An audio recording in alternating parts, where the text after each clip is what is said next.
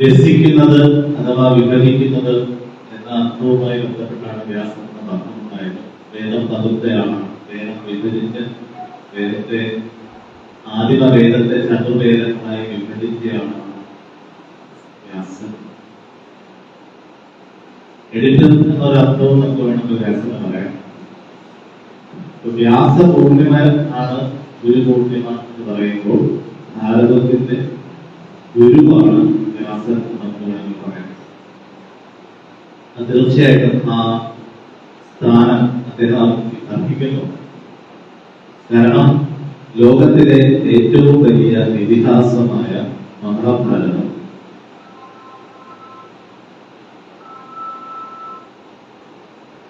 രചിച്ച അല്ലെങ്കിൽ അത് നമുക്ക് അതിന്റെ ഒരു കഥയാണ്.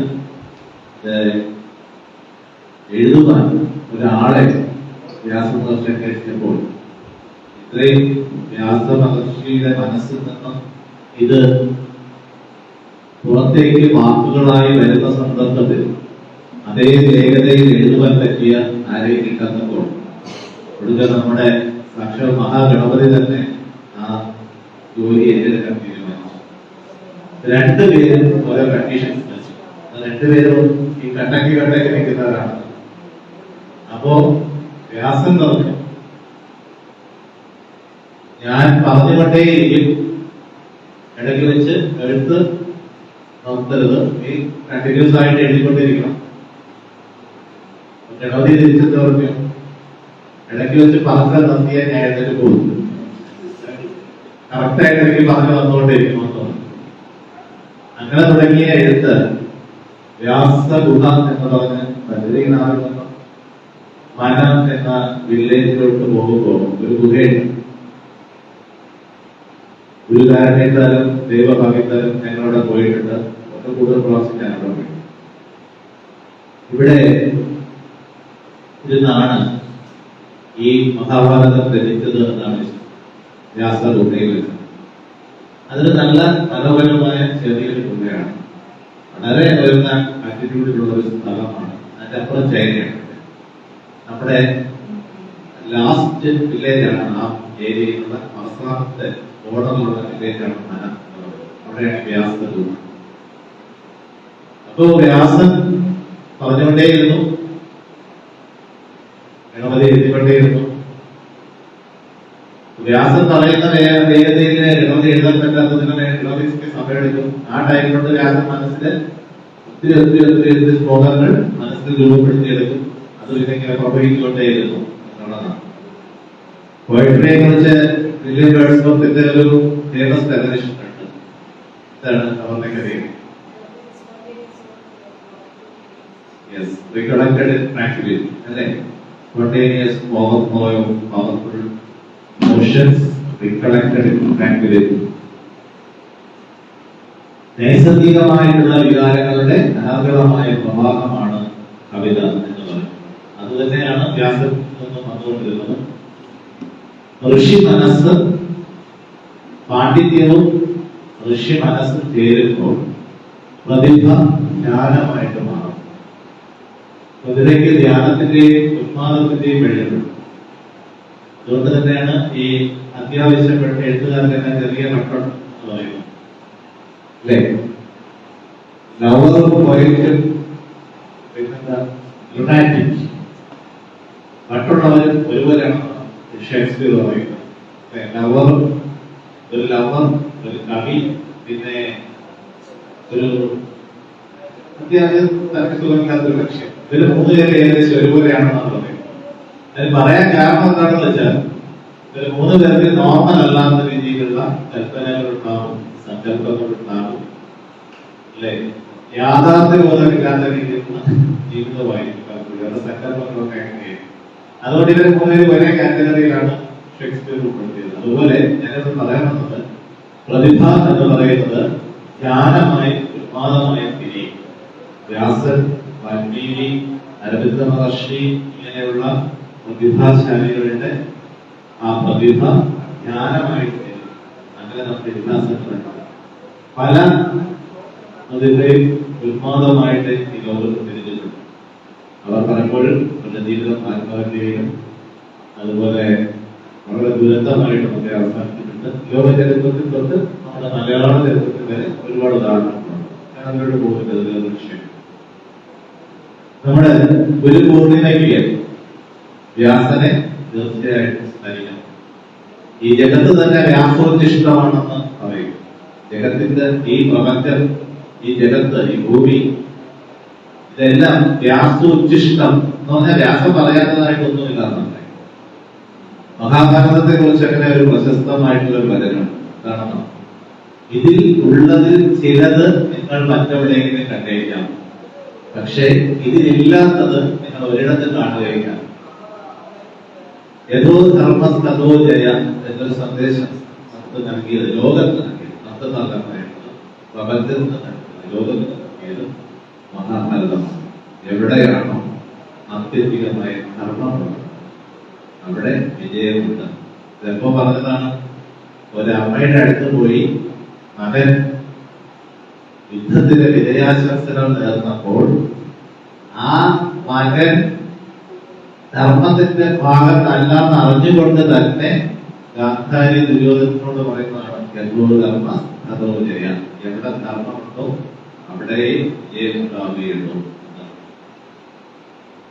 അപ്പോ ധർമ്മം എന്ന് പറയുന്നതിന് മഹാഭാരതം പ്രാധാന്യം നൽകി. അത് കൂടാതെ വേദവ്യാസനെ നമ്മൾ വേദവ്യാസം എന്ന് വിളിക്കാൻ കാരണം, വേദം ഞാൻ നേരത്തെ പറഞ്ഞതുപോലെ വേദം പകുത്ത, അതുപോലെ പുരാണങ്ങൾ അല്ലെ, നമ്മുടെ ഇന്ന് കാണുന്ന പുരാണങ്ങളെല്ലാം രചിച്ചിരിക്കുന്നത് വ്യാസനാണ്. അപ്പൊ അദ്ദേഹത്തിന്റെ അദ്ദേഹം വ്യക്തിയായിരുന്നുവെങ്കിൽ അദ്ദേഹത്തിന്റെ ഹൃദയ മസ്തിഷ്ക വികാസം എത്രത്തോളം ഉണ്ടായിരുന്നു എന്ന് നമ്മളൊന്ന് ആലോചിച്ചു നോക്കുക. ലോകത്തെ ഏറ്റവും വലിയ ഇതിഹാസത്തിന്റെ കത്താണ് 18 പുരാണങ്ങൾ, അതുപോലെ ഈ പറഞ്ഞ വേദങ്ങൾ, പകുത്ത, അത്വം, സാമം, ഋഗ്വേദം, യജുർവേദം, ഇതെല്ലാം പകുത്ത വ്യക്തി. ഞാൻ നോക്കുമ്പോ ഇത്രയും കാലഘട്ടം നമുക്ക് ജീവിച്ചിരുന്നവരാണ്. ഹോമർ എന്ന് പറഞ്ഞൊരാൾ പണ്ട് ഗ്രീക്സിൽ ഇതുപോലെ ഉണ്ടായിരുന്നു. അദ്ദേഹം ഒഡീസി ഇലിയൻ അല്ലെ, ഇങ്ങനെ രണ്ടെണ്ണം എഴുതിയിട്ടുണ്ട്. ഇത് രണ്ടും കൂടെ എടുത്ത് നമ്മളിങ്ങനെ വെച്ച് കഴിഞ്ഞാൽ മഹാഭാരതത്തിന്റെ പകുതി പോലും അത്രയും വലുതാണ് മഹാഭാരതം. ഇതിനേക്കാൾ വലിയ ഇതിഹാസം ലോകത്തിൽ വ്യാസനെ നമ്മൾ ഗുരുപൂർണിമയുടെ ആദിമ ഗുരുവായി തന്നെ സ്മരിക്കാവുന്നതാണ്. പിന്നെ വ്യാസൻ എന്ന് പറയുന്നത് ഒരു വ്യക്തി എന്ന രീതിയിൽ മാത്രമല്ല നമ്മൾ കാണേണ്ടത്. വ്യാസൻ ഗുരുവിന്റെ പ്രതീകമാണ്. പ്രതിഭയുള്ള അക്ഷരങ്ങളിലൂടെ നവീനമായിട്ടുള്ള സർഗാത്മകമായിട്ടുള്ള ചിന്തകൾ സമൂഹത്തിന് പകരുന്ന ഏതൊരു വ്യക്തി, സന്ദേശങ്ങൾ പകരുന്ന ഏതൊരു വ്യക്തി ആ വ്യാസന്റെ ശൃംഖലയിൽ ഒരംഗമാവുകയാണ്. ഗുരുവിനെ 3 രീതിയിൽ നമ്മൾ കാണും. ഒന്ന്, ഏറ്റവും നിമ്ന തലത്തിൽ, താഴ്ന്ന തലത്തിൽ, ലോവർ പ്ലെയിനിൽ നിങ്ങൾക്ക് അത് ശരീരമായിട്ട്, ഭൗതിക ശരീരമായിട്ട്, ദ്രവ്യമായിട്ട്, മാറ്ററുമായിട്ട് കാണും. തുടർന്ന് യോഗ്യതയും അർഹതയും അനുസരിച്ചുള്ള ശിഷ്യൻ ഗുരുവിനെ എനർജി രൂപത്തിൽ കാണും, സറ്റിൽ ഫോമിൽ കാണും, സൂക്ഷ്മ രൂപത്തിൽ കാണും. അതുകൊണ്ട് തന്നെ മഹാഗുരുക്കന്മാർക്ക് ഭരണമേ അല്ലെ, അവരെ വീണ്ടും വീണ്ടും അവരുടെ ശിഷ്യരിലൂടെ, ശിഷ്യ പരമ്പരകളിലൂടെയും അവർക്ക് കൊടുക്കേണ്ട സന്ദേശങ്ങൾ നൽകിക്കൊണ്ടേയിരിക്കും. അപ്പോ സറ്റിലായിട്ട് അല്ലെങ്കിൽ പ്രാണശരീരത്തിലൂടെ, സൂക്ഷ്മ ശരീരത്തിലൂടെ ഒരു ഗുരുവിനെ തിരിച്ചറിയുന്ന ശിഷ്യൻ ആ പ്രാണശരീരത്തിൽ നിന്നും വരുന്ന മെസ്സേജുകൾ, സ്പന്ദനങ്ങൾ എല്ലാം തിരിച്ചറിയുവാൻ കഴിയുന്നതാണ്. അപ്പൊ ആ വ്യക്തി ചിലപ്പോൾ കമ്മ്യൂണിക്കേഷനിലൂടെ ആയിരിക്കില്ല. നേരത്തെ പറഞ്ഞ മാറ്ററിൽ അല്ലെങ്കിൽ ഫിസിക്കൽ ബോഡിയെ കുറിച്ചുള്ള തിരിച്ചറിയലില്ല. നമ്മുടെ വാക്കുകളിലൂടെയല്ലേ കമ്മ്യൂണിക്കേഷൻ, വാക്കുകളിലൂടെയാണ് കമ്മ്യൂണിക്കേഷൻ. പക്ഷേ സൂക്ഷ്മ ശരീരത്തിൽ, പ്രാണശരീരത്തിൽ വരുന്ന മെസ്സേജസ് എന്ന് പറയുന്നത് അത്തരം കമ്മ്യൂണിക്കേഷൻസ് യഥാർത്ഥത്തിൽ തമ്മിൽ കെമിസ്ട്രിയുള്ള അല്ലെങ്കിൽ തമ്മിൽ കണക്റ്റഡ് ആയിട്ടുള്ള ഒരു ശിഷ്യന്മാർക്കിടയിൽ ഉണ്ടാകും. അപ്പൊ അവർക്ക് കിട്ടുന്ന മെസ്സേജ് പറഞ്ഞിട്ടായിരിക്കും. അത് മാത്രമല്ല, നെന്യാംസ്കി എന്ന് പറയുന്ന മന്ത്രം രഹസ്യം ഒളിപ്പിച്ചിരിക്കുന്ന മന്ത്രം പറയുന്നത് ഒന്നായിരിക്കും, പിന്നെ അതിന്റെ അർത്ഥതലങ്ങൾ വേറൊന്നായിരിക്കും. ഇന്ന് ഞാൻ രതീഷുമായിട്ട് സംസാരിക്കുന്ന സമയത്ത് രതീഷിനോട് ഒരു കഥ പറഞ്ഞു. ആ കഥയില് കുറെ പക്ഷികള് ഒരു സ്ഥലത്തുണ്ട്. അപ്പൊ ആ പക്ഷികളുടെ ഒരു പ്രത്യേക തലങ്ങളിൽ മുകളിലോട്ട് പോകുന്ന മുകളിലോട്ട് പോകാൻ പറ്റുകയില്ല എന്ന് ആ പക്ഷികളോട് എല്ലാവരും പറഞ്ഞിട്ടുണ്ട്. മുകളിൽ നല്ല ഇൻട്രസ്റ്റ് ഉണ്ടാകും പോകാൻ വേണ്ടി. ഒരു പക്ഷി മാത്രം അവിടെ പോകുന്നു. അവിടെ ചെല്ലുമ്പോ ആദ്യം വലിയ ബുദ്ധിമുട്ടായിരുന്നു. കുറെ കോൺഫ്ലിക്റ്റ് ഉണ്ടായി, അഴിക്കുകയൊക്കെ ഉണ്ടായി. പിന്നീട് അവരിൽ ഒരാളായ പക്ഷി മാറി. അപ്പൊ അവരെല്ലാം പറഞ്ഞു, ഇതിന്റെ മുകളിൽ മലയുണ്ട്, അവിടെ ഒരാളെ ഉള്ളൂ, അവിടെ എങ്ങനെ പോകാൻ പറ്റില്ല, അതൊരു പ്രത്യേക സ്ഥലമാണ്. ഈ പക്ഷി അവിടെ നടന്നൊരു അവിടെ പോയി ക്രോസ് ചെയ്ത് പോയി. അപ്പൊ ആ ട്രെയിനിലെത്തി, ആ തലത്തിലെത്തി. അവിടെ നിന്നപ്പോഴും ആദ്യം കുറെ കോൺഫിഡൻസ് ഉണ്ടായിരുന്നു. അവിടെ അതിലെത്തി. അത് വീണ്ടും വീട്ടിലേക്ക് നടന്ന് പുതിയ പുതിയ പുതിയ ഡയമെൻഷൻസ്. ഈ പറയുന്നത് വാസ്തവത്തിൽ നമ്മുടെ ബോധത്തിന്റെ സഞ്ചാരം തന്നെയാണ്. ഒരു തലത്തിൽ നിന്ന് മറ്റൊരു തലത്തിൽ. അങ്ങനെ സപ്തഗായത്രിയിൽ സപ്തവ്യാകൃതികൾ, ഗായത്രിയിൽ പറയുന്ന സപ്തവ്യാകൃതികൾ, ഇത് നമ്മള് ധ്രുവ സ്വനം ഈ മൂന്നെണ്ണം ഉപയോഗിക്കുന്നു. പക്ഷെ ഗായത്രി ആദിഗായത്രി മന്ത്രത്തിനകത്ത് ധ്രുവ സുഖ ജനസംഖ്യം എന്നിങ്ങനെ 7 ലോകങ്ങൾ എന്ന് പറയുന്നത് 7 ബോധതലങ്ങളാണ്. ഇതിൽ നിന്ന് ഒന്നിൽ നിന്ന് നമ്മൾ മറ്റൊന്നിലേക്ക് പോകുമ്പോൾ, മറ്റൊന്നിലേക്ക് ക്രോസ് ചെയ്ത് പോകുമ്പോൾ നമുക്ക് നമ്മുടെ ചുറ്റുമുള്ള സകല വ്യക്തികളോടും നമ്മുടെ ജീവിതത്തിൽ സംഭവിച്ചിട്ടുള്ള ഉണ്ടായ കാര്യങ്ങളോടും ഇന്ന് സംഭവിച്ചുകൊണ്ടിരിക്കുന്ന കാര്യങ്ങളോടുള്ള നമ്മുടെ ആറ്റിറ്റ്യൂഡ് മാറും, നമ്മുടെ പെർസെപ്ഷൻ മാറും. നമ്മുടെ ആ പെർസെപ്ഷൻ മാറുമ്പോൾ യൂണിവേഴ്സ് ഞാൻ കേട്ടോണ്ടിരിക്കുകയാണ്, ഇവൻ അടുത്തത് ക്വാളിഫൈഡ് ആയിട്ടുണ്ട്, ഇനി ഇവന് അടുത്ത തലത്തിലുള്ള കാര്യങ്ങൾ മനസ്സിലാവുന്നത്. ഇത് ചുമ്മാ കിട്ടുകയല്ല, യോഗ്യത ഉണ്ടെങ്കിലേ കിട്ടുള്ളൂ. അല്ലെ? ചുമ്മാ എല്ലാവർക്കും സച്ചിൻ ടെണ്ടുൽക്കർ ആവാൻ പറ്റില്ലല്ലോ. കുറച്ച് ക്വാളിഫിക്കേഷൻ വേണം, ഹാർഡ് വർക്ക്, കൺസിസ്റ്റന്റ് ആയിട്ടുള്ള ട്രെയിനിങ്, ഇങ്ങനെയുള്ളത്. So the next level of ആ ഒരു ലെവലിൽ എത്തണമെന്നുണ്ടെങ്കിൽ നമ്മൾ എന്ത് ചെയ്യണം? അതിനനുസൃതമായി നമ്മൾ മാറണം. ഈ നമ്മൾ കുറെ പഠിച്ചു വെച്ചിരുന്ന കാര്യങ്ങൾ മറക്കണം, അൺലേൺ ചെയ്യണം. കുറെ കാര്യങ്ങൾ നമ്മൾ റീലേൺ ചെയ്യണം. അങ്ങനെ നമ്മൾ നമ്മളെ പുനരാവിഷ്കരിക്കുമ്പോൾ പ്രപഞ്ചം മനസ്സിലാക്കും, ഇവന് യോജിച്ചത് ഇനി വേറൊന്നാണ്. അപ്പൊ അത് കൊടുക്കും. ആ തലത്തിൽ നിന്നും നമ്മൾ വീണ്ടും ഇതല്ല നേരി ഇതല്ല ഇതല്ല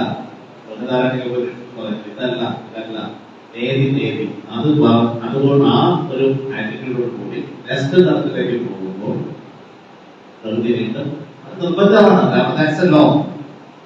നമ്മൾ പണ്ട് കഥയിലെ ദേവന്മാർ ഈ പണ്ട് വരം കൊടുക്കുന്ന കഥകൾ നമ്മൾ പുരാണങ്ങളിൽ ഇഷ്ടംപോലെ കേട്ടിട്ടുണ്ട്. അവിടെ നിങ്ങൾ ശ്രദ്ധിച്ചിട്ടുണ്ടെങ്കിൽ അറിയാം, അത് വളരെ സിംബോളിക്കാണ്. അതിനകത്ത് പറയുന്ന കഥകളില് രാവണന്റെ തപസ് കൊണ്ട് ബ്രഹ്മലോകം വിളകാൻ തുടങ്ങി, സ്വർഗം ആടാൻ തുടങ്ങിയത്, ഇങ്ങനെയൊക്കെ നമ്മൾ കേട്ടിട്ടുണ്ട്. ഈ സംഭവം എന്താണ്? അവർക്ക് പ്രത്യക്ഷപ്പെട്ടേ പറ്റൂ. അതാണ് അതിന്റെ ലോ എന്ന് പറയുന്നത്. ഇവിടത്തെ താപം പ്രവർത്തനം, നിങ്ങൾ ചെയ്യുന്ന പ്രവൃത്തിയുടെ കർമ്മത്തിന്റെ ഹീറ്റ് അത് കൂടുന്നതനുസരിച്ച് പ്രകൃതിക്ക് റിയാക്ട് ചെയ്തേ പറ്റൂ. കാരണം ഇറ്റ്സ് എ ലോ. നമ്മുടെ ആക്ഷൻ റിയാക്ഷൻ എന്ന് പറയുന്നത് പോലെ ഒരു ലോയാണ്, ഒരു അൺറിട്ടൺ ലോയാണ്. അപ്പൊ ആ ലോ അനുസരിച്ച് പ്രകൃതിക്ക് പ്രതികരിച്ചേ പറ്റും. അതുകൊണ്ട് അവിടെ പിന്നെ വരം കൊടുക്കാതെ ബ്രഹ്മാവിനെ ഇരിക്കാൻ പറ്റില്ല. ബ്രഹ്മാവ് എന്താണ്? പവർ ഓഫ് ക്രിയേഷൻ, സർഗാത്മകത, ക്രിയേഷനാണ്. ആ ക്രിയേഷൻ ക്രിയേറ്റീവ് എനർജി ആയതുകൊണ്ടാണ് തഥാസ്തു എന്ന് പറഞ്ഞാൽ മതി സംഭവിക്കും. ക്രിയേറ്റീവ് എനർജി അങ്ങനെയാണ്, അല്ലെ? നമ്മളിപ്പോ ഒരാളോട് ശരി ഒരു പാട്ട് എഴുതണം എന്നൊരു എഴുത്തുകാരനോട് പറഞ്ഞു, ഒരു കവിയോടോ ഒരു ലിറിസ്റ്റിനോടോ ഒരു പാട്ട് എഴുതണം എന്ന് പറഞ്ഞു. അപ്പൊ അതിനുവേണ്ടി ഒരു ലോറിയിൽ കുറെ സാധനങ്ങൾ കൊണ്ടുവരേണ്ട കാര്യമുണ്ടോ?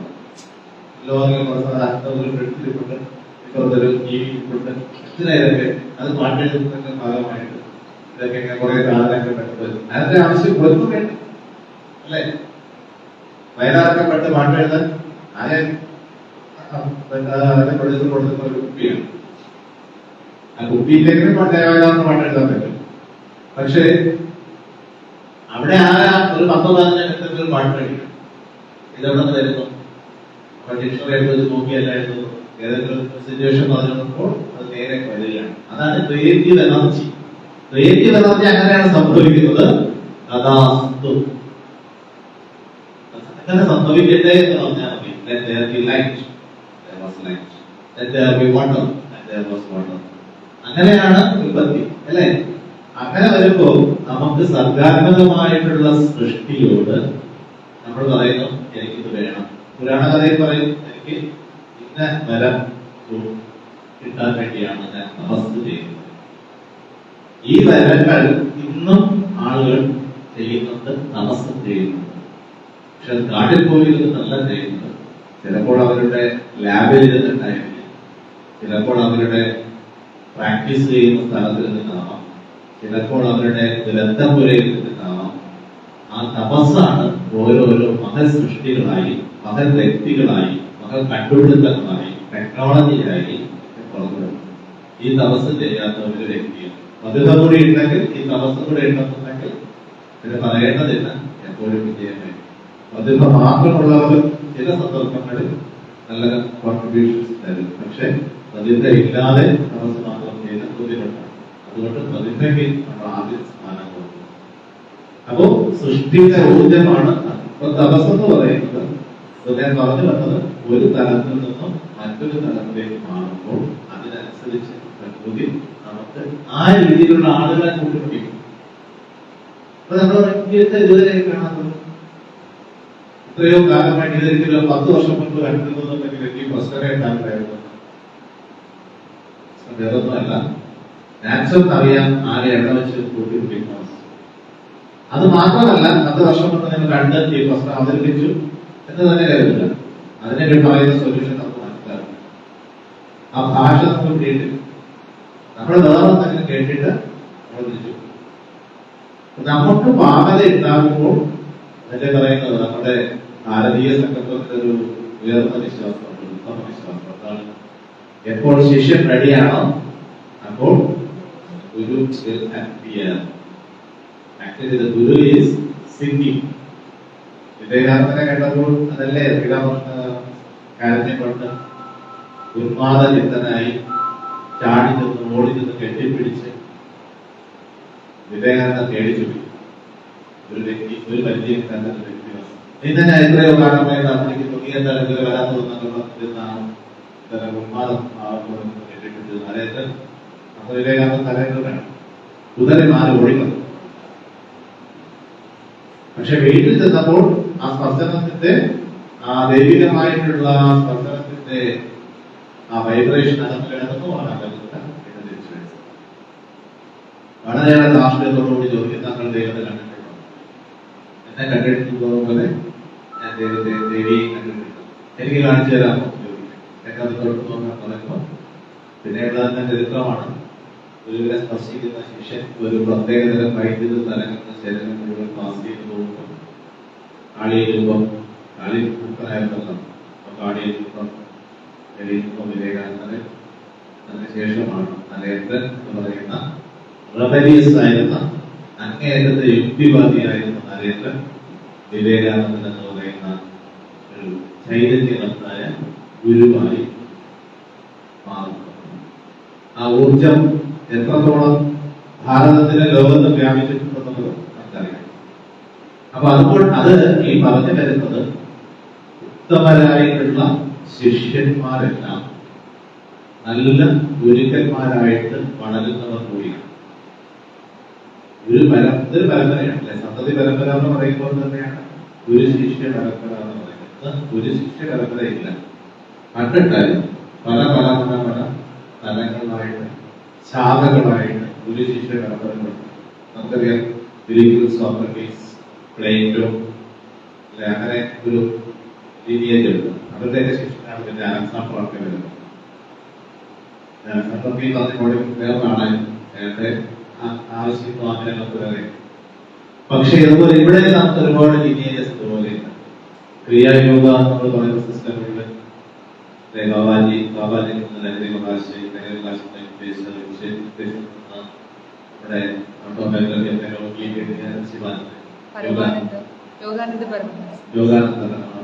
ഇങ്ങനെയുള്ള ഒരു ലീനിയേജ്, ഇങ്ങനെയുള്ള ലീനിയേജുകൾ ഗുരു ശിഷ്യ പരമ്പര ധാരാളമായിട്ട് ഇവിടെ നമ്മുടെ ഗുരുകുലത്തിലുണ്ട് അല്ലെ. വർക്കലയിലെ ഗുരുകുലം, അവിടെ ഒരു ഗുരുശിഷ്യ പരമ്പരയും ജ്ഞാന പരമ്പര. അപ്പൊ ഇങ്ങനെ അപ്പോ കൺസെപ്റ്റ് ഓഫ് ഫാമിലി എന്ന് പറയുന്നത് ചേഞ്ച്. പുതിയ ലോകത്ത് കൺസെപ്റ്റ് ഓഫ് ഫാമിലി എന്ന് പറയുന്നത് കൂടുതൽ ചേഞ്ച് ചെയ്ത് വരികയാണ്. And the people are now begin to live together. Relationship നോക്കിയല്ല, പരസ്പരം മാനസികമായിട്ട് യോജിക്കുന്ന വ്യക്തികൾ ഒരുമിച്ച് താമസിക്കുവാൻ തുടങ്ങും. ഗ്രൂപ്പുകളായിട്ട് കമ്മ്യൂണിറ്റീസ് ആണ്. നിങ്ങൾ പോണ്ടിച്ചേരിയിൽ ആരോഗ്യാശ്രമത്തിന്റെ ആരോഗ്യയിൽ പോയി നോക്കിയാൽ അറിയാം.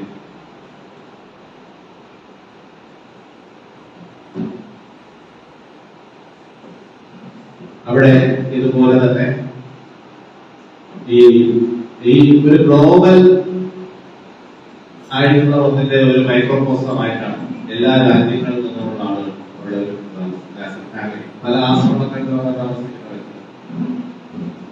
അപ്പൊ അങ്ങനെ കൺസെപ്റ്റ് ഓഫ് ഫാമിലി എന്ന് പറയുന്നത് കൺസെപ്റ്റ് ഓഫ് റിലേഷൻഷിപ്സ്, അത് ബ്ലഡ് റിലേഷൻസ് മാത്രമല്ല. റിലേഷൻ എന്ന് പറയുന്നത് നിങ്ങളുടെ കൂടെയുള്ളവർ, നിങ്ങളെ ഗൈഡ് ചെയ്യുന്നവർ, നിങ്ങളെ അസിസ്റ്റ് ചെയ്യുന്നവർ, നിങ്ങളെ ആശ്രയിക്കുന്നവർക്കാൻ ചേർന്ന് കുടുംബം. അല്ലാതെ നമ്മുടെ എന്തെങ്കിലും ഒരു രക്തബന്ധം പറഞ്ഞ് ഏതെങ്കിലും നാട്ടിൽ പോയി കിടക്കുന്ന ഒരാളല്ല. അപ്പൊ നിങ്ങളുടെ അതൊരു വേറൊരു കൺസെപ്റ്റ് മാത്രമാണ്. നിങ്ങളുടെ ലോകത്തിൽ പക്ഷേ നിങ്ങളുടെ ജീവിതത്തിൽ നിങ്ങളുടെ അത്യാവശ്യമായിട്ടുള്ള ഘട്ടങ്ങളിലും അതിനായിട്ട് നിങ്ങൾക്ക് പ്രയോജനപ്പെടുക അല്ലെ. ചിലപ്പോൾ ഒരാഴ്ച പരിചയപ്പെട്ട വ്യക്തി. അപ്പൊ അതുകൊണ്ട് നല്ല ആരാണെന്ന് ചോദിക്കില്ല അല്ലെ. അതേ ആരാണ് യഥാർത്ഥ നല്ല അതുപോലെ തന്നെയാണ്. സോ ഇതിനനുസൃതമായിട്ട് ഉള്ള ഒരു വിഷനിലാണ് നമ്മുടെ സ്ത്രീ ഋഷി ഗ്ലോബൽ കുടുംബം എന്ന കൺസെപ്റ്റ് ഉണ്ടാക്കിയത്. ഗ്ലോബൽ കുടുംബം ഫാമിലി എന്നുള്ള കൺസെപ്റ്റ് ഉണ്ടാക്കി. കാരണം ഇത് ഇതിൻ്റെതായ രീതിയിൽ ഇതിൻ്റെതായ പുതിയ നിർവചനത്തിൽ ഒരു കുടുംബമായി മുന്നോട്ട് പോകുന്നു. നമ്മൾ തന്നെയാണ് ലോകത്ത് ആദ്യമായിട്ട് വസുദൈവ കുടുംബം എന്ന് പറയുന്ന കൺസെപ്റ്റ് കൊടുത്തത് അല്ലെ. ആദിമകാലത്ത് ഋഷിമാർ കൊടുത്തതാണ് വസുദൈവ കുടുംബം. ലോകം ഒരു പക്ഷിക്കൂടായി, ഒരു പക്ഷിക്കൂടിനുള്ളിൽ എന്ന പോലെ ഒരു ലോകം ഒത്തൊരുമയോടെ ഇരിക്കുന്നു എന്ന് പറയുമ്പോൾ ഇന്ന് ലോകം ഒരു പക്ഷിക്കൂട് യഥാർത്ഥത്തിൽ ആയിക്കൊണ്ടിരിക്കുന്നു. ടെക്നോളജി മറ്റുമൊക്കെ ആയിട്ട് നമുക്ക് ലോകം വളരെ ചുരുങ്ങി. എന്ത് കാര്യവും ഏത് ലോകത്ത് എന്ത് കാര്യം നമുക്ക് അറിയാം. പക്ഷെ അറിയാമെന്നുള്ളത് കൊണ്ട് ലോകം ഒന്നാമില്ല. അതിന് നമുക്ക് ഗുരുക്കന്മാർ ഉപദേശിച്ച higher values of human mind അത് നമ്മൾ സ്വായത്തമാക്കണം, പ്രചരിപ്പിക്കണം. പിന്നെ ആദ്യം നമ്മൾ ഉൾക്കൊള്ളണം. അതാണ് നമ്മളിവിടെ നവബോധം നവജീവിതം എന്ന് പറയുന്ന വിഷനിലൂടെ അവതരിപ്പിക്കാൻ ശ്രമിക്കുന്നത്. അതായത് എല്ലാ രീതിയിലുള്ള ഡിസ്ക്രിമിനേഷൻസും ഇന്ന് നമ്മുടെ സമൂഹത്തിൽ പല രീതിയിലുള്ള ഡിസ്ക്രിമിനേഷൻസ് ഉണ്ട് അല്ലെ. എവിടെ നിന്നാണ് ഈ ഡിസ്ക്രിമിനേഷൻസ് വന്നത്? വാസ്തവത്തിൽ മൃഗങ്ങളിൽ നിന്നും പക്ഷികളിലൊക്കെയാണ് ഈ ഒരു പ്രത്യേക ഏരിയ. ആ ഏരിയക്കകത്ത് അതിന്റെ ഏരിയയാണ്. മൃഗങ്ങളെയൊക്കെ ശ്രദ്ധിച്ചാൽ ആ ഏരിയയിൽ വേറെ സ്ഥാനം അത് അറ്റാക്കി. അപ്പൊ വേറെ അതേ സ്പീഷ്യസിലുള്ളവരായിരിക്കും അത് അറ്റാക്കി. ഇത് എന്റേതാണ് എന്നതാണ്. അപ്പൊ ആ കൺസെപ്റ്റ് എല്ലാം വിട്ട് വസുദൈവ കുടുംബം അല്ലെങ്കിൽ ലോകാസമസ്ത സുഖോ ഭവന്തു എന്നൊക്കെ നമുക്ക് ഉപദേശിച്ചു തന്ന ഗുരുക്കന്മാർ ഒരു പാരമ്പര്യം പറഞ്ഞു. എന്തുകൊണ്ടാണ് ഭാരതം വിശ്വഗുരു ഗുരുവാകാൻ യോഗ്യമാണ് എന്ന് നമ്മൾ പറയുന്നത് വെച്ചാൽ ഏത് രാജ്യമാകട്ടെ ഏത് വ്യക്തിയാകട്ടെ വിസ്ഡം എന്ന് പറയുന്ന തലത്തിൽ നിന്നുകൊണ്ടാണ് കാര്യങ്ങൾ ഉപദേശിക്കുന്നത് അല്ലെങ്കിൽ കാര്യങ്ങൾ കാണുന്നത് എന്നുണ്ടെങ്കിൽ അതാണ് ഏറ്റവും ഹയർ പ്ലെയിൻ ഓഫ് കോൺഷ്യസ്നസ്. ഏതാണ് നമുക്ക് വേണ്ടത് അതല്ല. ഇതിപ്പോ കണ്ടില്ലേ, പ്രൈവറ്റ് റിലേറ്റഡ് ആയിട്ടുള്ള വിഷയങ്ങൾ അല്ലെങ്കിൽ എൻവയോൺമെന്റ് റിലേറ്റഡ് ആയിട്ടുള്ള വിഷയങ്ങൾ, ഇങ്ങനെയുള്ള കാര്യങ്ങളിൽ ലോകം ഒറ്റ ലോകത്തിന്റെ ഏറ്റവും അധികം ഫേസ് ചെയ്യുന്ന പ്രോബ്ലമാണ് ഇത്. 10-15 വർഷം 20 വർഷം മുമ്പൊക്കെ നമുക്കിവിടെ പ്രഡിക്ഷൻ വന്നിട്ടുണ്ട്. പ്രഡിക്ഷൻ എന്ന് പറഞ്ഞാൽ അവിടെ നിന്ന് പ്രൊഡിക്ട് ചെയ്തതല്ല, സയന്റിസ്റ്റുകൾ കൃത്യമായിട്ട് പ്രവചിച്ചിട്ടുണ്ടായിരുന്നു ഇത് പ്രശ്നമാകും. ഈ ഗ്ലോബൽ വാർമിംഗ് എന്ന് പറയുന്നത് ഇവിടുത്തെ ക്ലൈമറ്റിനെ മാറ്റി ചൂട് വരുമ്പോൾ അങ്ങേ അറ്റത്തെ ചൂടാകും. തണുപ്പ് നമുക്ക് സഹിക്കാൻ പറ്റാത്ത രീതിയിൽ വന്നിരിക്കും. ഇന്ന് കാണുന്ന പല സ്ഥലങ്ങളും വെള്ളത്തിനടിയിലാകും. ഓരോന്നായിട്ട് പല ജീവികളും അപ്രത്യക്ഷമാകും. എല്ലാം സംഭവിച്ചിരിക്കുന്നു. ഒരു സമയം കഴിഞ്ഞപ്പോൾ ആൾക്കാർ തിരിച്ചറിഞ്ഞ് ഇപ്പൊ അതിനെതിരായിട്ട് പല നിയമങ്ങളും പല രാജ്യങ്ങളിലേക്ക് തീരുമാനിക്കുകയാണ്. അപ്പൊ അതിന്റെ ഇമ്പോർട്ടൻസ് എന്താണെന്ന് മനസ്സിലാക്കി ഓരോ വർഷവും രാജ്യത്തിന്റെ ആൾക്കാർ ഉച്ചകോടി തീരുമാനങ്ങൾ എടുക്കുന്നുണ്ട്. എന്താണെന്ന് വെച്ചാൽ ഇത് മുൻകൂട്ടി കണ്ട് തടയാനൊരു ശ്രമം നമ്മൾ നടത്തുന്നതാണ്. അതർവൈസ് ഭൂമി എന്ന് പറയുന്ന കുറച്ചു കാലം കഴിയുമ്പോൾ ഏതോ ഒരു സിനിമയിൽ പറയുന്നത് പോലെ ഭൂമിയിലെ ചെടികളെല്ലാം നശിച്ചു കഴിഞ്ഞിട്ട് ഏത് ഒരു ചെറിയ കാറ്റടിച്ചു കഴിഞ്ഞാൽ പൊടി പിടിച്ച് എല്ലാവരും തുറയ്ക്കുന്ന അവസ്ഥ അങ്ങനൊരു സിനിമയുടെ പേര് തന്നെ. ആ ഒരു ഇന്റർനാഷണലി ഹിറ്റായ ഭൂമിയാണ്. ആ സിനിമയിൽ പറയുന്നത് പോലെ ആദ്യം പറഞ്ഞു ഭൂമി ഭൂമി. അപ്പൊ അതുകൊണ്ട് നമ്മൾ അതിനെ തിരിച്ചറിഞ്ഞിട്ട് ഈ പറഞ്ഞ നവബോധം എന്ന് പറയുന്നതിനകത്ത് നമ്മൾ പ്രധാനമായിട്ടും ഉദ്ദേശിക്കുന്നത് ഇതാണ്: ഒരു ന്യൂ അവയർനെസ്, ഒരു പുതിയ ബോധത്തോടു കൂടി ജീവിതത്തെ കാണുക, മറ്റു വ്യക്തികളെ കാണുക. അപ്പൊ അതിന്റെ ഭാഗമായിട്ട് നമ്മുടെ ഭൂതകാലത്തിൽ നമുക്കുണ്ടായ ഒരുപാട് അനുഭവങ്ങൾ വെച്ചുകൊണ്ട് അവയെ ഫർഗീവ് ചെയ്യേണ്ടതെല്ലാം ഫർഗീവ് ചെയ്ത് കളയുക, ഫർഗറ്റ് ചെയ്യേണ്ടതെല്ലാം ഫർഗറ്റ് ചെയ്ത് കളയുക. എപ്പോഴും നമ്മുടെ മനസ്സിൽ ഗ്രാറ്റിറ്റ്യൂഡ് ഉണ്ടായിരിക്കുക. ഇങ്ങനെ ഒരുപാട് കാര്യങ്ങളുടെ ഒരു മിശ്രണമാണ് അവബോധം എന്ന് പറയുന്നത്. അതോടൊപ്പം നമ്മൾ ഒരു കാര്യം കൂടി ഇതിനകത്ത് പ്രധാനമായിട്ട് ശ്രദ്ധിക്കേണ്ടത്, നമ്മുടെ മനസ്സിൽ ആദിമമായിട്ട് രേഖപ്പെടുത്തിയിരിക്കുന്ന നെഗറ്റീവായിട്ടുള്ള കുറെ വികാരങ്ങളുണ്ട്. അസൂയ, അത്യാഗ്രഹം തുടങ്ങിയൊക്കെയുള്ള വികാരങ്ങൾ. ഈ വികാരങ്ങൾ ഇന്ന് വളമല്ല അല്ലെങ്കിൽ പോലും നമ്മൾ കൊണ്ടു നടക്കുന്നത്. അപ്പൊ നമ്മുടെ മനസ്സിൽ മറ്റൊരാളോട് തോന്നുകയാണെന്നുണ്ടെങ്കിൽ അതിനെ തിരിച്ചറിയുവാനും അതിൽ നിന്ന് എങ്ങനെ അതിനെ ഓവർകം ചെയ്ത് നവബോധത്തിലേക്ക് വരാമെന്ന് പഠിപ്പിക്കുന്നത് കൂടിയാണ് നവബോധ ദർശനം എന്ന് പറയുന്നത്. ഇത് പ്രാക്ടിക്കലായിട്ടും തിയററ്റിക്കലായിട്ടും ധ്യാനത്തിലൂടെയും ഒക്കെ നമ്മൾ പല രീതിയിൽ നമ്മുടെ മനസ്സിൽ ഉറപ്പിച്ചു കഴിഞ്ഞാൽ നാളെ ഒരു ദിവസം നെഗറ്റീവ് ഇമോഷൻ വരുമ്പോൾ അപ്പോൾ തന്നെ നിങ്ങൾ അതിനെ തിരിച്ചറിയുകയും ഇതല്ല വേണ്ടത്, അതിനെ കൗണ്ടറായിട്ട് വേണ്ടത് ഇന്നതാണ് എന്നുള്ളത് നമ്മൾക്ക് റീപ്ലാൻ ചെയ്യാൻ പറ്റിയാൽ അല്ലെങ്കിൽ റീക്രിയേറ്റ് ചെയ്യാൻ പറ്റിയാൽ, അതിന്റെ പകരം ഒരു പുതിയ രീതിയിൽ റീക്രിയേറ്റ് ചെയ്യാൻ പറ്റിയാൽ സാധിച്ചാൽ എങ്ങനെ സാധിക്കുക? അതിന് ഓപ്പോസിറ്റ് കൊടുക്കുക. നമുക്ക് തോന്നിയത് ജലസാണെന്നുണ്ടെങ്കിൽ നമ്മൾ ഉടനെ തന്നെ ആ ജലസിനെ മാറ്റി നോക്കിയിട്ട് പൂർണ്ണമായിട്ടും അയാളുടെ കഴിവിനെ അല്ലെങ്കിൽ അയാൾക്ക് കിട്ടിയ നേട്ടത്തെ പൂർണ്ണമായ മനസ്സോടുകൂടി അഭിനന്ദിക്കാൻ സാധിച്ചു കഴിഞ്ഞാൽ മാറി. ആദ്യം നമുക്കത് കൃത്രിമമായിട്ട് തോന്നും. പക്ഷെ 10 പ്രാവശ്യം ചെയ്യുമ്പോൾ അല്ലെങ്കിൽ 100 പ്രാവശ്യം ചെയ്യുമ്പോൾ ഇത് നമ്മുടെ പേഴ്സണാലിറ്റിയുടെ ഭാഗമായിട്ട് മാറും. അങ്ങനെ സ്വയം പരിഷ്കരിച്ചുകൊണ്ടേയിരിക്കുന്ന, പുനരാവിഷ്കരിച്ചുകൊണ്ടിരിക്കുന്ന ഒരു ചേതനയെ സംബന്ധിച്ചിടത്തോളം തീർച്ചയായിട്ടും പ്രകൃതിയുടെ പുതിയ ആനുകൂല്യങ്ങൾ ലഭിക്കും. നിങ്ങൾ അതിനുവേണ്ടി ഒന്ന് ചെയ്യണം. നിങ്ങൾ അതിനുവേണ്ടി ചെയ്യണം. കാരണം നമ്മളിവിടെ ചെയ്യുന്ന അങ്ങനെയാണ്. ഇപ്പൊ ഒരാൾ ജോലിക്ക് വേണ്ടി ഒരു അംഗീകാരത്തിന് വേണ്ടിയോ അല്ലെങ്കിൽ പണത്തിന് വേണ്ടിയോ ജോലി ചെയ്യുന്നതും സാറ്റിസ്ഫാക്ഷന് വേണ്ടിയും അറിവിന് വേണ്ടിയും ജോലി ചെയ്യുന്നത് രണ്ടല്ലേ? അല്ലേ? പലരോട് വർക്ക് ചെയ്യുന്നവരാണല്ലോ, പല പ്രൊഫഷൻസിൽ പല ജോലികളിൽ വർക്ക് ചെയ്യുന്നവരാണ്. ഞാൻ നിങ്ങളോട് ജോലി ചെയ്യുന്നവരോട് അതിനെ ചോദിക്കുകയാണ്, എന്താണ് ഫസ്റ്റ് ഇന്റൻഷൻ അല്ലെങ്കിൽ primary object of A job? Satisfaction ആണോ? ഏറ്റവും ഭംഗിയായി എന്റെ ജോലി ചെയ്യുക എന്നുള്ളതാണോ? മണിയാണോ? അംഗീകാരമാണോ? അതിന്റെ അർത്ഥം സമ്പത്ത് വേണമെന്നോ അംഗീകാരം വേണമെന്നല്ല. പക്ഷെ ഇതില് നിങ്ങൾ ജോബ് നിങ്ങളുടെ ഫസ്റ്റ് കൺസേൺ എന്ന് പറയുന്നത് അത് ഏറ്റവും നന്നായി ചെയ്യുക എന്നുള്ളതാണെങ്കിൽ എൻജോയ് ചെയ്ത് ചെയ്യുക എന്നുള്ളതാണെങ്കിൽ നിങ്ങൾക്ക് തന്നെയാണ് നല്ലത്. കാരണം നിങ്ങൾക്ക് ആ ടൈം വേസ്റ്റ് അല്ല. നിങ്ങളൊരു ദിവസം 8 മണിക്കൂർ ജോലി ചെയ്യുന്ന ഒരാളാണെന്ന് വിചാരിക്കാം. നിങ്ങൾ കാശിനൊക്കെയാണ് ചെയ്തത്, നിങ്ങൾക്ക് താല്പര്യമില്ലാന്ന് വിചാരിക്കും. ഈ 8 മണിക്കൂർ ഒരു ദിവസത്തെ 24 മണിക്കൂർ 8 മണിക്കൂർ നമ്മൾ തുറന്നു, പിന്നീടുള്ള 16 മണിക്കൂർ 7 മണിക്കൂർ വേസ്റ്റ് അല്ല. നമുക്ക് ഇഷ്ടമില്ലാത്ത അല്ലേ?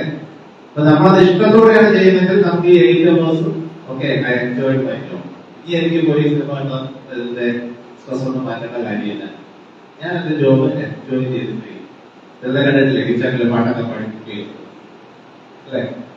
ചില ആൾക്കാരോ ചമിച്ച് കാരണം അവരെ സ്ട്രെസ് കൂടി അവരുടെ ജോലിയിലും തീരില്ല, മറ്റുള്ള ജോലി പെട്ടെന്ന് തീരും. കാരണം very much relative interesting things ആണ് നിങ്ങൾ ചെയ്തുകൊണ്ടിരിക്കുന്നുണ്ടെങ്കിൽ സമയം പെട്ടെന്ന് നിങ്ങൾക്കതൊരു ബേണമാണെന്നുണ്ടെങ്കിൽ സമയം അല്ലെ? ഇപ്പൊ പാഷൻ ജോബായിട്ട് മാറ്റാൻ സാധിച്ചാൽ അതിനൊരു കഴിവ് വേണം, എല്ലാവർക്കും പറ്റാറില്ല. പാഷൻ ഒരു പ്രൊഫഷനായിട്ട് മാറ്റാൻ സാധിച്ചാൽ അത് തന്നെയാണ് പാഷൻ. ഒരു പുതിയ വെർഷൻ ഉണ്ടാക്കി നമ്മൾ ക്രിയേറ്റീവായിട്ട് ഇൻട്രൊഡ്യൂസ് ചെയ്യാൻ സാധിച്ചാൽ നിങ്ങൾ ഏറ്റവും റിച്ച് ആയിട്ടുള്ള നിങ്ങളൊരു പുതിയ തലത്തിലെത്തും. അങ്ങനെ എത്തിയവരാണ് ഫേസ്ബുക്ക്, അങ്ങനെ എത്തിയതാണ് മൈക്രോസോഫ്റ്റ്, അങ്ങനെയാണ് ഇയാൻ മസ്കിന്റെ, അങ്ങനെയുള്ള ആൾക്കാരെല്ലാം എന്തിന് നമ്മുടെ ഫ്ലിപ്കാർട്ട് പോലുള്ള ആമസോൺ പോലുള്ള ഇവരൊക്കെ വെറുതെ ഒരു കമ്പ്യൂട്ടറിന്റെ ഇരിക്കുകയാണ് അല്ലെ? ഊബർ, ലോകം മുഴുവൻ അറിയപ്പെടുന്ന ഊബർ, അവർക്കൊരു കാർ പോലും ഇല്ല. പക്ഷെ ലോകം മുഴുവൻ അവരുടെ കാർ ഓട്ടോയിൽ കൊടുത്ത് പ്രൊവൈഡ് അവരെ കാർ കൊടുത്തില്ല. അവരുടെ ഇൻവെസ്റ്റ്മെന്റ് ഒരു വെബ്സൈറ്റ് അല്ലെങ്കിൽ കുറച്ച് ആൾക്കാർ. അപ്പൊ ഇതിന്റെ അർത്ഥം എന്താണ്? When you are becoming more and more creative, when you launch new things, ആ നേരത്തെ പറഞ്ഞ ബ്രഹ്മാവിന്റെ അനുഗ്രഹം അല്ലെങ്കിൽ സൃഷ്ടിയുടെ ആ ഒരു ഊർജം നമ്മുടെ ഉള്ളിൽ എത്രത്തോളം സർഗാത്മകത കൂടുമോ അത് നമ്മൾ അനുഭവിക്കും. എന്നാൽ പിന്നെ ഇങ്ങനെ ചെയ്താലോ? ലക്ഷ്യമോട് ചോദിച്ചു 1+1 ഇവിടെ വലിയ ഒന്നും നമ്മളെല്ലാം പറയും 2. കാരണം നമ്മൾ മെക്കാനിക്കലി പഠിപ്പിച്ചിരിക്കുകയാണ്. അപ്പൊ അത് മാത്രമേ നമുക്കറിയാം. പക്ഷെ ബഷീർ ചിന്തിച്ചു 1, അതിന്റെ കൂടെ 1 കൂടുക, 1ന്റെ കൂടെ 1 കൂട്ടിയാൽ 2 കൂടെ ഇത്രയൊക്കെയാണ് അല്ലേ? അപ്പോൾ ഉടനെ പറഞ്ഞു ഇമ്മിണി വലിയ 1, 2 കൂട്ടിയ ഒരു കുറച്ചുകൂടെ വലിയൊരു 1 കിട്ടും. അതാണ് ക്രിയേറ്റിവിറ്റി. ഡൈവേർജന്റ് തോട്ട്സ് നമ്മൾ പറയും. ഡിഫറന്റ് ആയിട്ട് ചിന്തിക്കുക, മറ്റൊരാൾ ആലോചിക്കുന്നത് ഡിഫറന്റ് ആയിട്ട് ചിന്തിക്കുക. അങ്ങനെ ചിന്തിക്കുമ്പോൾ നമുക്ക് ഞങ്ങളിപ്പോൾ ക്രിയേറ്റിവിറ്റിക്ക് കുട്ടികൾക്ക് വേണ്ടി കുറെ വർഷമൊക്കെ കൊണ്ടുവരുന്നതാണ്. ഇപ്പോഴാണ് നമുക്ക് കോവിഡ്. കാരണം ക്രിയേറ്റിവിറ്റി എന്ന് പറയുന്നത്, സർഗാത്മകത എന്ന് പറയുന്നത് ബുദ്ധിയുടെ ഒരു ഉയർന്ന തലമാണ്. ആ സർഗാത്മകത നമ്മൾ ഉണ്ടെങ്കിൽ നമ്മളത് നശിപ്പിക്കാനേ പറയും. അതിനൊരു ആപ്ലിക്കേഷൻ കണ്ടെത്തി അതിനെ നന്നായി മാർക്കറ്റിലെത്തിക്കാൻ സാധിക്കുന്നതാണ് തീർത്തും വിജയിക്കുക തന്നെ. അതുകൊണ്ടല്ലേ ഗൂഗിളിലൊക്കെ എപ്പോഴും ഇങ്ങനെ വിളിച്ചോണ്ടിരിക്കുന്നത് ക്രിയേറ്റീവ് ഐഡിയുള്ള ആൾക്കാരെ. നിങ്ങള് PC ഓൺ ചെയ്യാറ്, മൊബൈൽ ഓൺ ചെയ്യുമ്പോൾ ഈ ഗൂഗിൾ വരുമ്പോൾ ശ്രദ്ധിച്ചിട്ടുണ്ടോ? ഓരോ തവണ അതിനകത്ത് വരുന്ന pictures. Best example of creativity അല്ലെ? ഓരോ തവണ അവർ ഡിഫറന്റ് ആയിട്ടാണ് അത് ചെയ്യുന്നത്. പുതിയ പല സയൻസ് ഫിക്ഷൻസ് നോക്കൂ, എത്ര ക്രിയേറ്റീവ് ആയിട്ട് ഇമാജിനേഷൻസ് നമുക്ക് വരുന്നു. ഇതുവരെ ചിന്തിക്കാത്ത രീതിയിലുള്ള പുതിയ ഇമാജിനേഷൻസ്. ചിലത് വളരെ പ്രാന്തമായിരിക്കും, ചിലത് വളരെ ഭംഗിയായിരിക്കും. പക്ഷെ ഈ ഗോത്രൂസ് ഇപ്പൊ ഞാന് വേറെ എന്റെ മോളുമായിട്ട് മിക്കവാറും പല രീതിയിൽ അടിയും പിടിയും തുളവൊക്കെ ഉണ്ടാക്കുന്നവരാണ്. അപ്പൊ ചുമ്മാ എന്തെങ്കിലും ഞങ്ങൾ തമ്മിൽ വളരെ അബ്സോർഡായിട്ട് സംസാരിക്കും. കഴിഞ്ഞ ദിവസം ഞങ്ങൾ സംസാരിച്ചപ്പോൾ ഭാഗമായിട്ട് ഓർമ്മിച്ചൊരു കാര്യം കൃത്യമായിട്ട് ഞാൻ ഓർമ്മ ഒരു കഥ ഞാൻ വേറെ പറഞ്ഞത്. അത് ഞാൻ പറയാണ്. ഒരു മാങ്ങയ്ക്ക് ഒരു ദിവസം ഭയങ്കരമായിട്ട് വിശപ്പുണ്ടായിരുന്നു. അപ്പൊ മാങ്ങ നോക്കിയപ്പോൾ കുറെ പൂച്ചകൾ കായ്ച്ചിരിക്കും. മാങ്ങ ഒരു കല്ലെടുത്ത് പൂച്ചയായിരുന്നു. പൂച്ച താഴെ കഴിച്ചു. മാങ്ങ ഭംഗിയായിട്ട് അതിന് കട്ട് ചെയ്ത് കഴിച്ചു.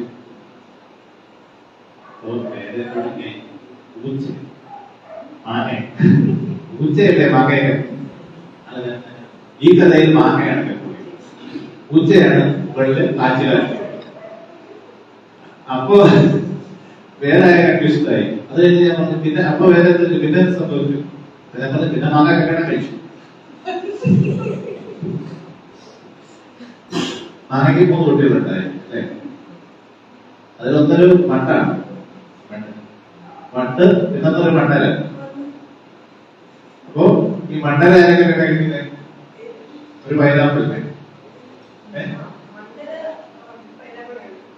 വണ്ട് എരുമയെ കല്യാണം കഴിച്ചു. വണ്ട് എരുമയെ കല്യാണം കഴിച്ചപ്പോ ഒരു തൂണാണ് അതിന്റെ മക്കളായിട്ട് തൂണം. അതെ, അതിന് അനങ്ങാൻ പറ്റില്ല. ഒരു തൂണ് ഇത്രയായപ്പോഴേക്കും വില കേരള സ്റ്റോറി മതി. അപ്പൊ ഞങ്ങളിങ്ങനെ വളരെ അബ്സർഡായിട്ട് സംസാരിക്കാറുണ്ട്. പക്ഷെ ഇത്തരം കാര്യങ്ങൾ പലപ്പോഴും സർഗാത്മകതയുടെ ക്രിയേറ്റിവിറ്റിയുടെ പുതിയ രീതിയിലുള്ള ചിന്തകളിലൂടെ നമ്മളെ കൊണ്ടുപോകാൻ സഹായിക്കുന്നത് പലപ്പോഴും ഇത്തരം അബ്സേർഡ് കൈൻഡ് ഓഫ് തിങ്കിങ് ആണ്. അതുകൊണ്ട് നമ്മൾ പറയും most of the creative thinkers are abnormal. അവർ അബ്നോർമൽ ആയിരിക്കും. കാരണം നോർമൽ ആണെങ്കിൽ നോർമലായിട്ടല്ലേ ചിന്തിക്കുന്നു. കുറച്ച് അബ്നോർമാലിറ്റി അവർക്കുണ്ടാകും. നമ്മളെ ചരിത്രം നോക്കിയാൽ അറിയാം. മിക്കവാറും ഇതുപോലുള്ള വളരെയേറെ നമുക്ക് ലോകത്ത് നല്ലത് കോൺട്രിബ്യൂട്ട് ചെയ്തിട്ടുള്ള ആളുകളിലെല്ലാം കുറച്ച് ഉണ്ടായി. പക്ഷെ ഞാൻ നേരത്തെ പറഞ്ഞതുപോലെ പ്രതിഭ ധ്യാനമായിട്ടും തിരിയും, ഉന്മാദമായിട്ടും തിരിയും. അതില് പ്രതിഭയെ നമ്മൾ ഉന്മാദത്തിന്റെ വഴി വിട്ടിട്ട് ധ്യാനത്തിന്റെ വഴിയിലേക്ക് വിട്ടു കഴിയുമ്പോൾ അത് ഭൂമിയിൽ ഏറ്റവും വലിയ പ്രയോജനപ്രദമായിട്ടുള്ള കാര്യങ്ങളായിട്ട് മാറും. അപ്പോ ഒരു ഗുരുവായാലും ഒരു ശിഷ്യനായാലും ദിനപ്രതി പരിഷ്കരിച്ചുകൊണ്ടേയിരിക്കണം. ദിവസപ്രതി പരിഷ്കരിച്ചുകൊണ്ടിരിക്കണം. സ്വയം ഒരു രീതിയിലുമുള്ള പാർഷ്യാലിറ്റിയുമില്ലാതെ സ്ക്രൂട്ടിനൈസ് ചെയ്തുകൊണ്ടിരിക്കണം. നമ്മളിപ്പോ രാമായണ മാസം എന്ന രീതിയിൽ കർക്കിടക 1 ശ്രീഋഷിയിലുള്ളവർ ഒരു ആത്മീയ വ്രതമാസമായിട്ട് ആചരിക്കുന്നതിന്റെ ഭാഗമായിട്ട് ഇവിടെയുള്ള അത്യാവശ്യം നല്ല രീതിയിൽ പഞ്ചസാര പ്രേമികൾ ഉൾപ്പെടെയുള്ള എല്ലാവരും എപ്പോഴും പൗഡർ വെച്ച് ചായയിട്ട് കുടിക്കുന്ന ആൾക്കാരെല്ലാം ഈ 4 വൈറ്റ് പോയിസൺസ് എന്ന് പറയും. 4 വൈറ്റ് പോയിസൺസ് ലോകം അറിയപ്പെടുന്നത് ഒന്നാണ് ഷുഗർ, വൈറ്റ് ഷുഗർ. പിന്നൊന്നാണ് സിൽക്ക് പൗഡർ, മൈദ അല്ലെങ്കിൽ മറ്റേ പ്രോസസ്ഡ് ഫോം ആയിട്ടുള്ള മാവ്, സോൾട്ട്. അപ്പൊ നമ്മള് ഞാൻ കട്ട് ചെയ്യും. നമ്മുടെ നരേന്ദ്ര മോദി ഒരു ദിവസം വൈകുന്നേരം വന്നിട്ട് ഇന്ന നോട്ട് 2000 നോട്ടില്ല 1000 നോട്ട് അല്ലെ നോട്ടില്ല എന്ന് പറഞ്ഞതുപോലെ നമ്മളൊരു സുപ്രഭാതത്തിന് ഇതെല്ലാം കട്ട് ചെയ്യും. സോ ഫസ്റ്റ് ഡേയില് ചില ആൾക്കാരൊക്കെ വലിയ ക്രിയേറ്റിംഗ് ഉണ്ടായിരുന്നു. 3-4 എക്കണോമിക്സ് പൊട്ടിക്കുന്ന ആളുകളൊക്കെ കൊണ്ടിട്ടുണ്ട്. അപ്പൊ അവർക്കെല്ലാം ചെറിയൊരു ക്രിയേറ്റിംഗ് ഉണ്ടായി. പക്ഷെ 2 ദിവസം 3 ദിവസമൊക്കെ കഴിഞ്ഞപ്പോ ഒരു കുഴപ്പമില്ല, ഗ്രീൻ ടീ വിത്തൗട്ട് ഷുഗർ കുടിക്കാൻ പറ്റും, ഒരു പ്രശ്നമില്ല. ഒരാള് ചെയ്തെന്താണെന്ന് അറിയും. പിന്നെ ഇതിന്റെ ഭാഗമായിട്ട് കരിപ്പൊടിക്കാർക്ക് കുടിക്കാം. അപ്പൊ ഇവിടെ ഒരാള് ചെയ്തെന്താണെന്ന് വെച്ചാൽ തേയിലയിൽ കരിപ്പൊടി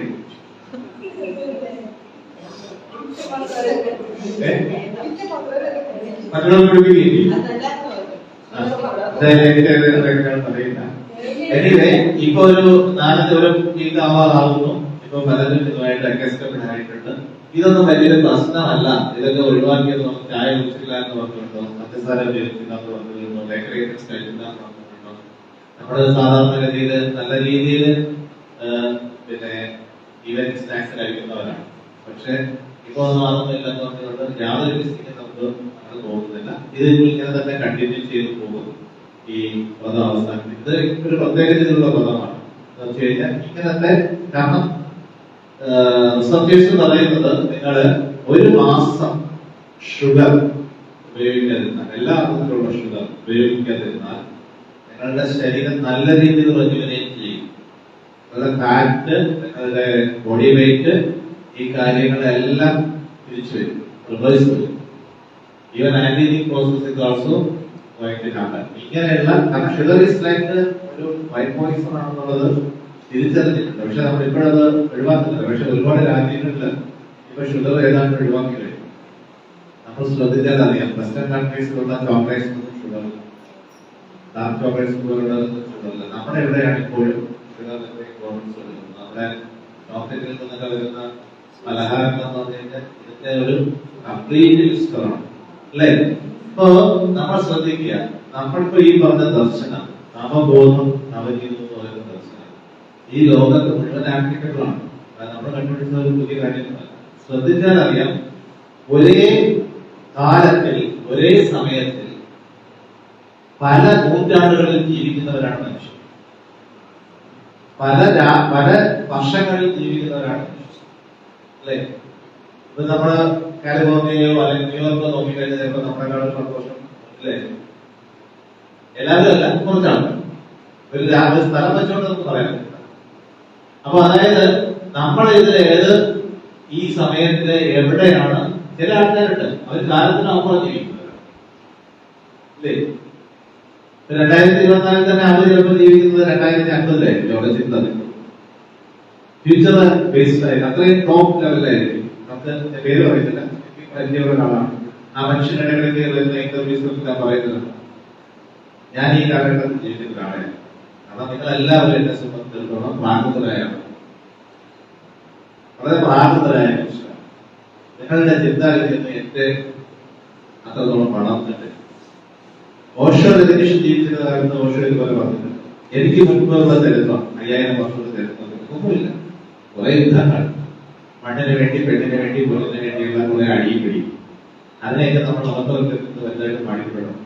വാസ്തവത്തിൽ ബോധത്തിന്റെ നവീകരണം സംഭവിക്കുന്ന ഒരു വ്യക്തിയെ സംബന്ധിച്ച് ഇതെല്ലാം ഇതുപോലെയൊക്കെ കാടുകളില് മൃഗങ്ങൾ ചെയ്തിട്ടുണ്ടാവും. അത് രേഖപ്പെടുത്താൻ ആഗ്രഹിക്കാറുണ്ട്. അവിടെ രാജാവിനെ നമ്മുടെ വലിയ പണ്ടത്തെ ആരാധ്യ പുരുഷന്മാരെന്ന് പറഞ്ഞു കഴിഞ്ഞാൽ മറ്റുള്ളവർ എത്ര പേരെ കൂടുതൽ കൊന്നിട്ടുണ്ടെന്നുള്ളത്, അല്ലെ? നമ്മൾ ശ്രദ്ധിച്ചാൽ അറിയാം എത്ര കൂടുതൽ ആളുകളെ കൊന്നിട്ടുണ്ട്, എത്ര കൂടുതൽ സ്ഥലങ്ങൾ പിടിച്ചടക്കിയിട്ടുണ്ട്. അതൊക്കെയാണ് നമ്മുടെ അലക്സാണ്ടർ ദ ഗ്രേറ്റ്, അല്ലെ? അങ്ങനെ പറയുന്നത് അലക്സാണ്ടർ ദ ഗ്രേറ്റ്. അപ്പോ എന്താണ് അദ്ദേഹത്തിന്റെ ഗ്രേറ്റ്നസ്?